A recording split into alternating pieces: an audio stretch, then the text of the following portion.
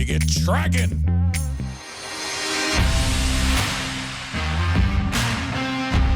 Hey everybody, TRAKing Pat here, and I'm giving you an upgraded version of what the TRAK defaults do on the RLX control. We did make a video like this a while back, but since then we've added a lot of cool things that were not in that video, so we decided to reshoot it and give you the whole gist of what it can do now. So as you probably already know, we have a button here on the control under the information panel that says defaults. And what that button does is it gives you all the options that you can pre-program and adjust before you start programming. So I just want to make sure you know how they all are and what they do and so on and so forth. So we're going to start from the top, and I'm going to try my best to stay out of the camera's way. So at the very top, it's telling you that we're on the user default, right? So there can be different user profiles. You set them up by using service code 600 in the service mode and in the setup mode. But what we're going to do is just leave it on the standard one, and we're going to start with the first one, which is feed moves. So the feed moves are asking you whether you want to work in feed per revolution or feed per inches, right? So you notice if I touch the drop-down menu, I have the ability to choose inches per minute or thousandths per rev is basically what it's set at, okay? On number two, we're talking about the way that we do our speed values. So that would be either using surface footage, which is the way it's set right now, or to use RPM.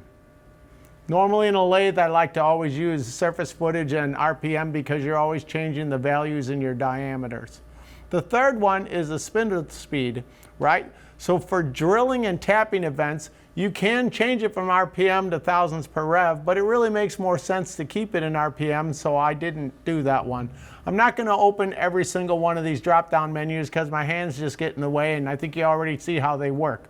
Spindle direction is normally going to be forward, but if I wanted to run it in reverse for some reason, I could set it to reverse, and that would mean that if I'm running the machine and I forget to put it in reverse, the machine will remind me, hey, you should be running the opposite direction. PEC type is talking about drilling. So this one I am going to open because there's three different types. So it's set to variable PECs, which means that each PEC is going to be 90% of the previous PEC and make them smaller as I get deeper into the hole. Fixed PECs means that every PEC is going to be the same size, and both variable and fixed come back out to a rapid point out of the hole in between each PEC until it gets to its final destination. The third option is chip break.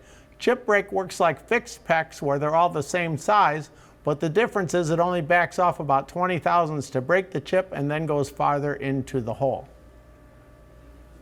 The next set of values are your soft limits and your reference positions. So as I scroll a little bit through here, you'll see that right now they're all set to 0. That's because they are not turned on.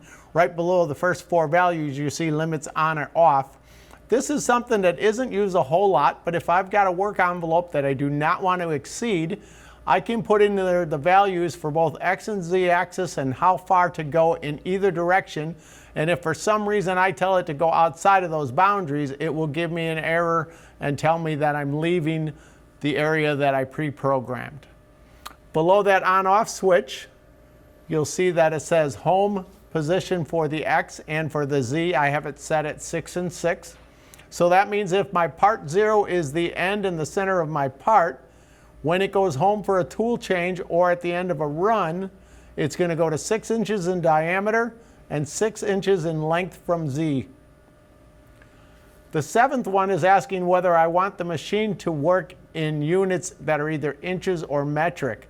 This is normally going to be set to inches here in America, but there are people who work in metric all the time, and we do sell this product in the UK and in other countries where they work mainly in millimeters, so therefore they could switch it. Number 8 is the maximum rapid feed rate. So on the RX product, it can run as fast as 400 inches a minute, which may frighten some people when they're learning how to use this. So if they would rather have it run at 100 or at 200, they could just change that and it won't exceed that value. As I scroll up a little more, now we're talking about the cycle events.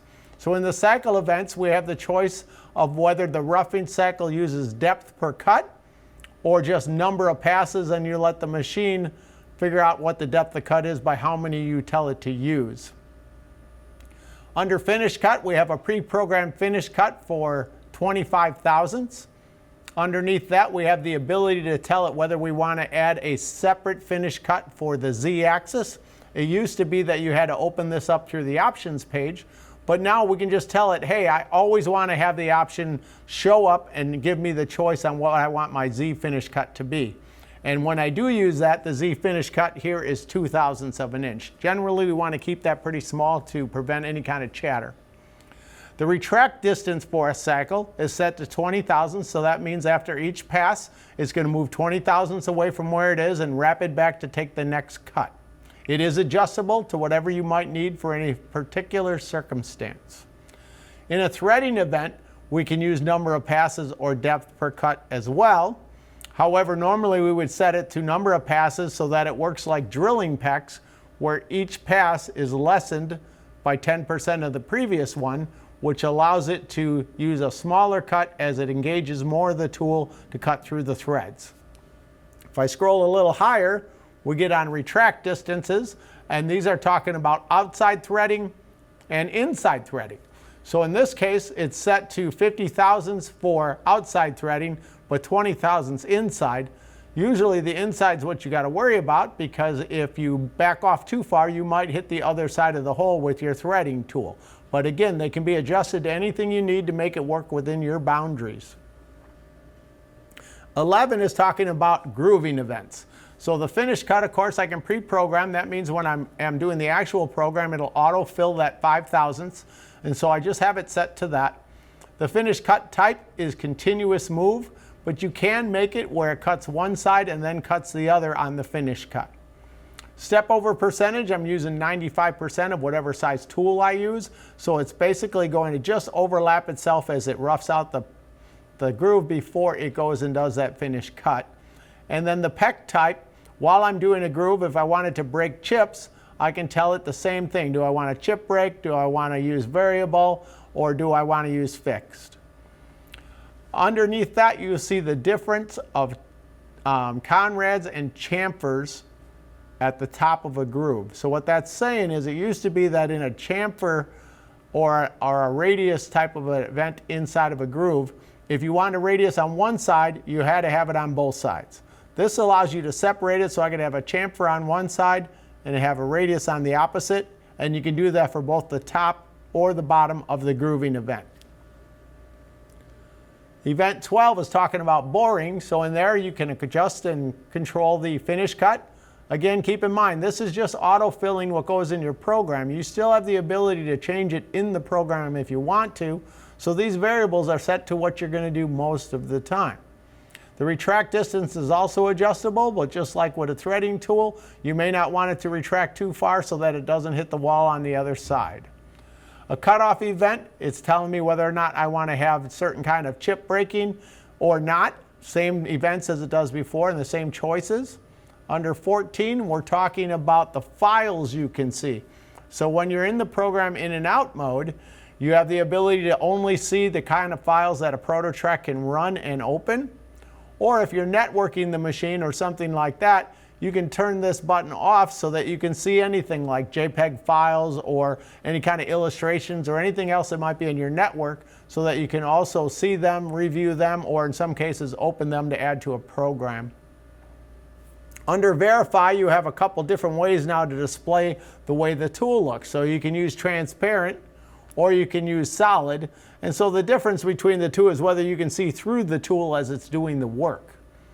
Where it says show holder, a lot of times when I'm using Verify, I don't necessarily need to see the holder that's holding the tool, but that turns it on or off. So you're either going to see the tool tip or you're going to see the entire tool tip and the holder. Projected method, that's either going to be in perspective or it's going to be in parallel. And the difference in there is just how you see it. One of them is more of an isometric view and the other one is more of a standard view. In simulation precision, we usually leave it at default, but we do have the ability to go to high resolution in case you have a very intricate part and you need to see it better. Keep in mind that if you keep it on high resolution, it's going to take it a little longer to process and show it to you because it takes more pixels. So that is everything that's in the defaults page. And just remember that if you want to change your defaults, you could set them up to be one for aluminum and one for stainless steel and one for copper and whatever. You can have up to 50 or more of them if needed. But keep in mind that when you start programming, what's going to happen is each time I go into program, I'm just going to give a very small example. When I go to the beginning and I select a turning move, now I've got an options page. And the options page are going to be the simple things that I can change for the event that I'm on currently. All the other things come from the defaults or are changeable in the program page, but there's something like changing from surface footage to RPM. I would do it in the options, and it would only change it for event number 1 in this case. Event number 2 would be back to whatever's set in the defaults. So that's how defaults and options work in the RLX. Hopefully you see that some of the new things that we added are going to make it more versatile, a little easier, a little less programming, and that's the whole idea behind it. Set the machine up the way you want to use it, and then it's going to help you when you start doing the programming. So this is just a revised edition of what we had previously. It's a little nicer, it's a little more powerful. Hopefully this will work for you. If you have any questions whatsoever, reach out to your local TRAK rep, call me at the office, whatever works best for you.